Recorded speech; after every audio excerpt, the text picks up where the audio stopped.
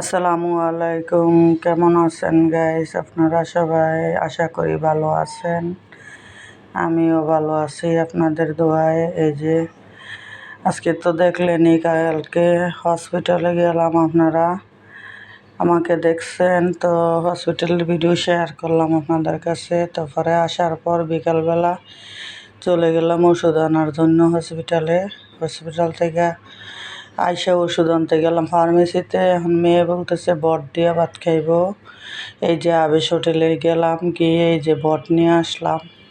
এইটুখানি বট 160 টাকা। তো মেয়ে কিছুই খায় না, এখন মন চাইছে বট দিয়ে ভাত খাইব। তো একটু বট কিনতে গেলাম। এইটা 160 টাকা পার্সেল, একটুখানি বট। তো ভালো মানুষ 2 বাটি খাইতে পারবে। তো এই বাটির বটটা খাইছে 3বারে। যাক, আপনাদের কাছে শেয়ার করলাম। তো এখন শেয়ার করতেছি, আজকে রান্না করব সিম আর আলু দিয়ে, মাছ দিয়ে তরকারি আর করলা আলুর ভাজি।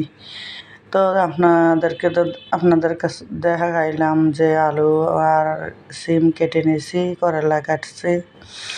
এখন মাছ ধুয়ে মাছ মাছ তো আগেই কেটে রাখছি, সেদিন বাক করে রাইখা দিছি। শুক্রবারে মাছ আইন না, আমি একবারে মাছ আইন না ধুইয়া দাইয়া একবারে বাক করে তুইয়া দিই, যে কয় বাঘ হয়। তো সেই এক বাগ করে আমি বার করে রান্না করি, কারণ আমাদের বাসায় গ্যাস থাকে না। আর এখন তো শীতকাল আইছে, গ্যাস দিনের বেলা, বিকেলবেলাও গ্যাস থাকবে না, কারণ বিকেলবেলাও একদম কম থাকে গ্যাস। 4টা-5টার দিকে একটু আসবে, তারপরে আবার মনে করেন 7টার দিক থেকে আবার 10টা পর্যন্ত ওই দিক দিয়ে, মানে ওই টাইমে গ্যাস থাকে না। তো বিকেলবেলা মানুষ তো রান্না করে কখন? রান্না করে 7টা, 8টা, 9টার দিকে, কিন্তু না, আমাদের রান্না তাড়াতাড়ি করে ফেলতে হয়, সকাল সকালই রান্না করতে হয়। আর শীতকাল হইলে আপনি সকাল 5টা বাজে উঠলে রান্না করতে পারবেন, না হইলে গ্যাস চলে যাইব। 7টা বাজে গ্যাস থাকে না, 5:30টায় জায়গায় কতদিন 6টায় চলে যায়। তো এইভাবেই ম্যানেজ করে আমাদের রান্না করা লাগে, কিছু করার নাই। তো এখন এই যে মাছ ভাজা নিছি, এখন আমি মশলাটা কষাইয়া নিতেছি। সিম আর আলু আবার মশলা কষাইয়া তারপরে কষাইয়া নেব। তো এইভাবেই ঢাকা শহর ভাড়া থাকি, টাকা পয়সা দিয়া তবুও শান্তি নাই, টাকাও যায়, সুখও নাই। এই তো আমার মেয়ে অসুস্থ, আপনাদেরকে তো বলছিলাম। তো গত মাসের 19 তারিখে অপারেশন করে আমার মেয়েরে, আমরা এর আগে যে অপারেশন করে রিং বসাইছিলাম পায়ের মধ্যে, সেই রিং গত মাসের 19 তারিখ অপারেশন করে আবার খুলছিলাম। পরে 3 দিন থেকে আমরা বাসায় চলে আসি। তারপরে আবার গতকালকে, মানে এইটা 9 তারিখে আমরা নিয়ে যাই মেয়ের ইয়ার মধ্যে হসপিটালে নিয়ে, আবার এই যে প্লাস্টার পরীক্ষা নিরীক্ষা করাইয়া আবার ডাক্তার দেখাইয়া প্লাস্টার করে দিয়েছিল আগেই গত মাসে, সেইটা আবার কাটাইয়া নিয়ে আসি কালকে। তো আসার পর হাসপাতাল থেকে আসলাম 2টার দিকে, ডাক্তার দেখাইয়া আইসা মনে করেন মেয়ে শুয়ে আছে, আমিও শুয়ে আছি, আর ভালো লাগে না, ওষুধ লিখে দিছে। পরে যে বিকালবেলা যেয়ে ওষুধ আনলাম। আর মেয়ে তো সারাদিনেও কিছু খায় না।